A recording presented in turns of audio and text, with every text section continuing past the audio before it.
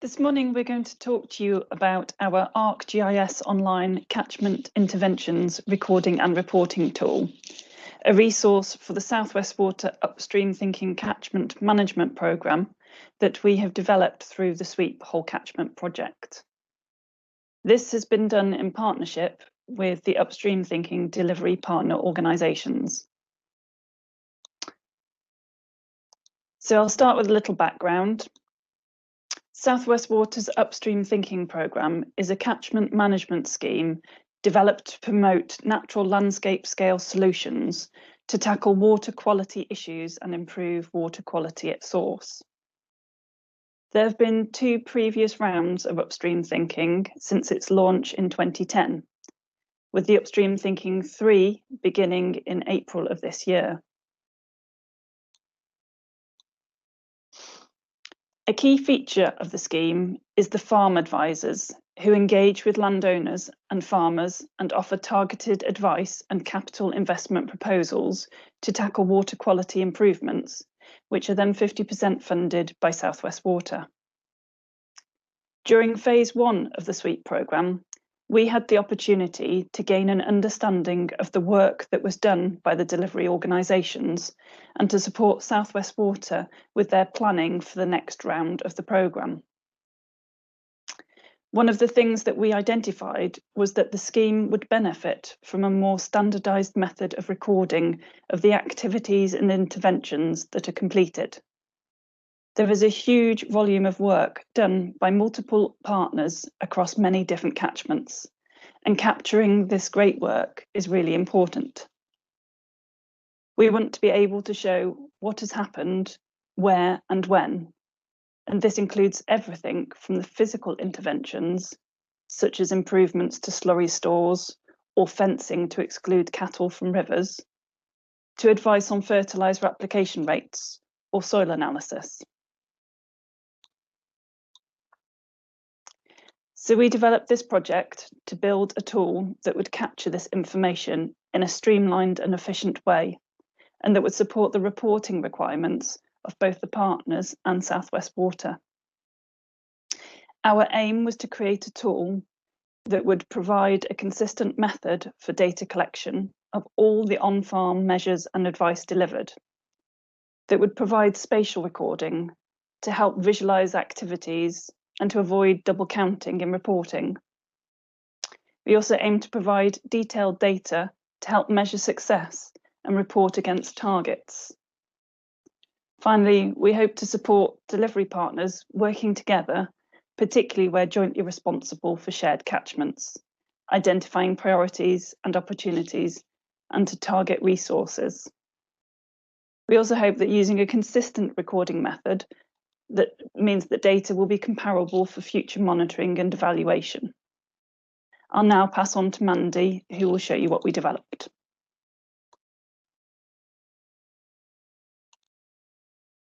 Hi, I'm Mandy Robinson, and as Donna just said, I'm going to show you the tool that we've created, but first a little more information.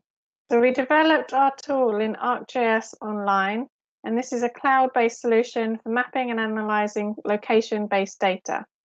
Key elements of our tool are that it stores geospatial data, has a series of embedded maps and apps, and a simple user interface for exploring, inputting, and extracting data.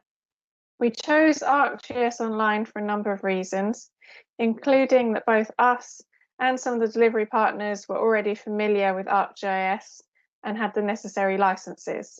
We also had a lot of support from West Country Rivers Trust in the earlier stages of development, as they have experience of creating this sort of tool in ArcGIS Online. Tool development was user-focused, and we consulted and collaborated with South West Water and the delivery partners throughout the process. South West Water will primarily be using the tool to extract data for internal and external reporting, so for example, reporting on upstream thinking biodiversity targets. The upstream thinking delivery partners will be both inputting data into the tool and extracting data for their own purposes. Outputs from the tool will also be used for research in collaboration with the project partners. Another aspect of the tool that is important is that each of the partners have their own version of the tool, which they have to log into to access. So they only have access to their own data. Southwest Water have a master version of the tool that has access to data from all of the partners. The tool itself is not publicly available, but outputs from the tool will be used in publicly available upstream thinking reports.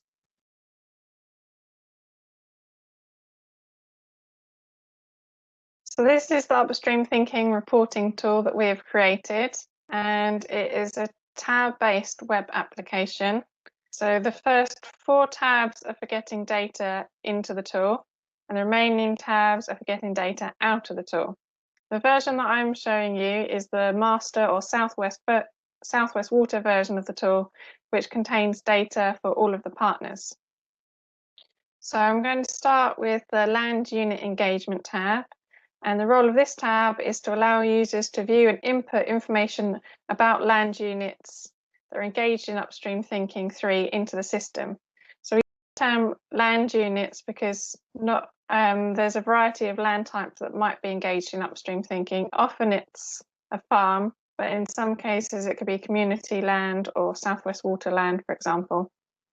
So the purpose of this tab is for users to tell us which land units they have engaged in upstream thinking and the level of engagement. So the first step in using the tool is for a delivery partner to tell us which fields make up a farm or land unit.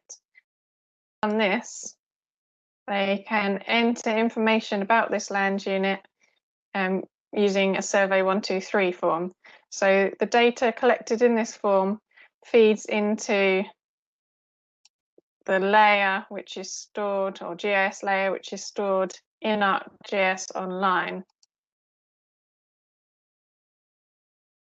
So some of the advantages of using a Survey 123 form are that we can restrict the answers that are given. So for example, we can provide drop-down answers, or we can also have single choice or multiple choice questions.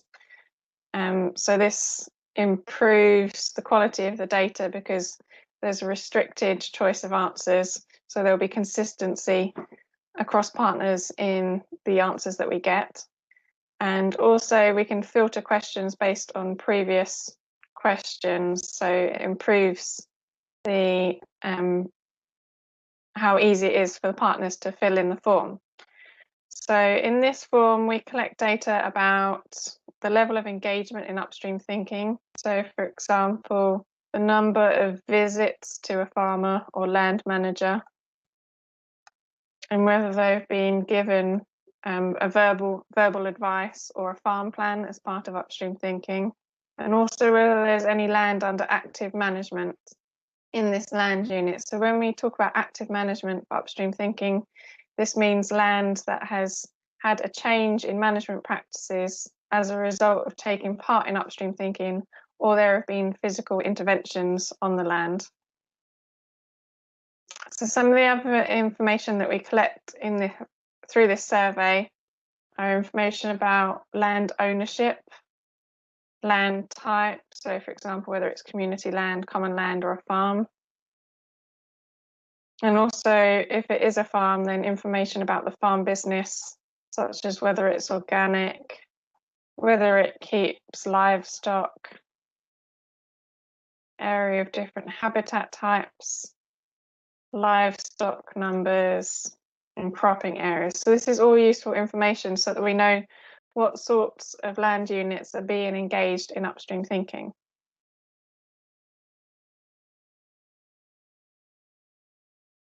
I'm now going to move on to the interventions tab.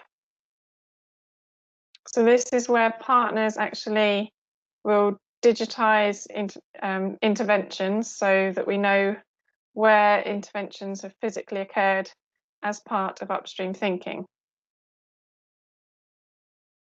We've categorized interventions into 5 different types, depending on how the data needs to be stored in ArcGIS. So, for example, we have point interventions. So these are discrete interventions whose location is represented by a point, and the area or length of the intervention doesn't need to be captured for the purpose of upstream thinking. So point interventions include things such as gateway relocation from high-risk areas, in-stream NFM measures, and resurfacing of gateways. We also have a line interventions or linear interventions category. So this is for interventions that we need to know the length of. So for example, ditch management, establishment of in-field grass buffer strips, hedgerow management, and stone wall restoration. We have a category of polygon interventions. So these are those that we need to capture the area for, such as creation of wet or water holding features, management of moorland, and new roofing, for example, for slurry and silage stores. We also have something we've called the land unit point, and this is for capturing advice that has been given to farmers. So I'm just going to show you an example of entering this sort of intervention into the system. So partners will need to zoom into their area of interest and digitize or put a point in the correct location. It's important that each time they have to tell us the partner that is undertaking the intervention, as this is something that's key for us to keep track of. Once the point has been entered into the system, then they can bring up a survey 123 form to tell us about a variety of advice that might have been given to a farmer or other land manager. And this is a multiple choice survey, so they can just click on as many pieces of advice that have been given. So for example, adopt phase feeding in livestock, or adopt batch storage of slurry, compost solid manure. So this is just a variety of different types of advice that might be given as part of upstream thinking. There's also another box in case there's additional advice that we haven't already got listed above. We also have a field parcel intervention category for interventions that take place across whole fields. So for example, arable reversion to grassland with low fertilizer inputs, or soil aeration, for example. So the whole purpose of this tab is for them to tell us what interventions have happened where, and also when these interventions occurred.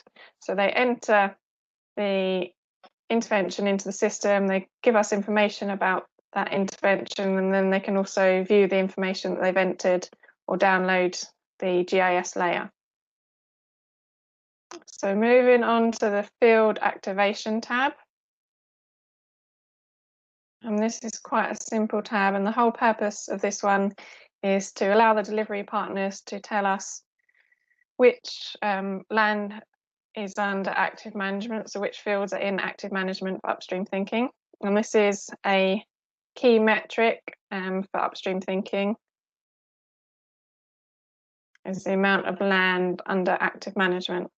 So partners can zoom into an area and they can either turn individual fields active, or they can turn whole land units active at once. And this just shows an example of where this streamlines the process compared to if the partners were just using desktop versions, because it's all inbuilt into the tool. So they have the opportunity to just click on a tab and then input which land is active, rather than having to load desktop GIS and then undertake a series of processes and then send the data across. It's all done in a relatively streamlined process.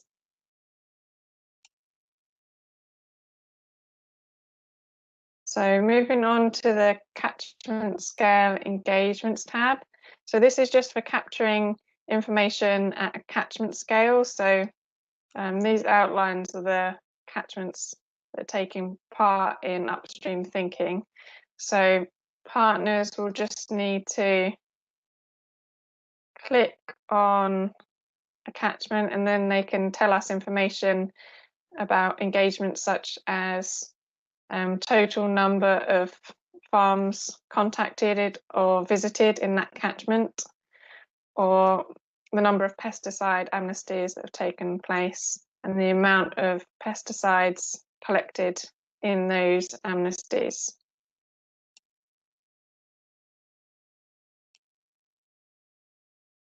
So that's it for the first 4 tabs of the tool.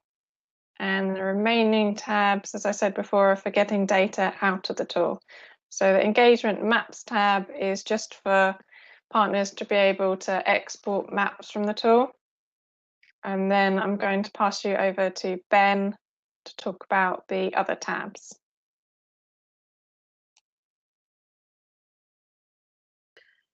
Thank you for that, Mandy. So here we have a dashboard, and in each of these boxes here, we have statistics, some of the statistics used for upstream thinking reporting. Now, this is particularly useful in that it's possible to filter data sets with conditional statements, such as for the total area engaged here. In the land units layer, we're able to filter by all land units which are engaged, and then we're able to get the total area. We're also able to filter by catchment here, and by selecting one of these or multiple, you can select one or more catchments and it will filter the results. And you can also pan around the map, and as you can see, by doing so, we have changed the figure here. You may also notice that these figures are blank or 0 for now, and this is simply because the tool has not been released yet, and therefore there is no data at the moment. But when there is data inputted into the tool, then we'll find that these variables will update as each different piece of data is added. So we also have to consider that once we have all of the data, it ultimately needs to be in a form. It needs to be downloaded in a format that allows the partners to report to Sapphire Water. Now, this can be quite a time-consuming activity because some of the elements need to be taken from multiple GIS layers, and some of which are in different formats, and there is filtering that needs to be required, and then calculations and all sorts. So this is why in the tool itself, this actual process is very easy because it is all calculated automatically using this script. The script is written in Python, so ultimately it takes all of the GIS layers and then converts them into tables, and then it filters the tables according to specific requirements and applies conditional statements, and finally merges all of the different pieces of data that are extracted and converts that into a spreadsheet, which is available to download onto the user's computer. This is very efficient, and all of that is no requirement to of any knowledge of Python is required. All that is required is just to click run, run through the script, and then produce a link. It's very simple and very convenient to use. Finally, there's also the feature to download all the GIS layers on the link in the far right here. And basically all of the GIS layers that have been produced can be downloaded to use the computer in case they want to use it within their own GIS software on their desktop PC. That's entirely possible. Some of the users has requested this because I think it would be useful. So that concludes the tool. And I can finally go to a summary of our work. Our tool is more efficient and produces consistent data for different users. And it is also able to support further catchment management and scientific applications. We plan on releasing the tool in early November for all of the Upstream Thinking partners to use. And that concludes our presentation. Thank you very much for listening. And please, if you have any questions, please ask. Thank you again.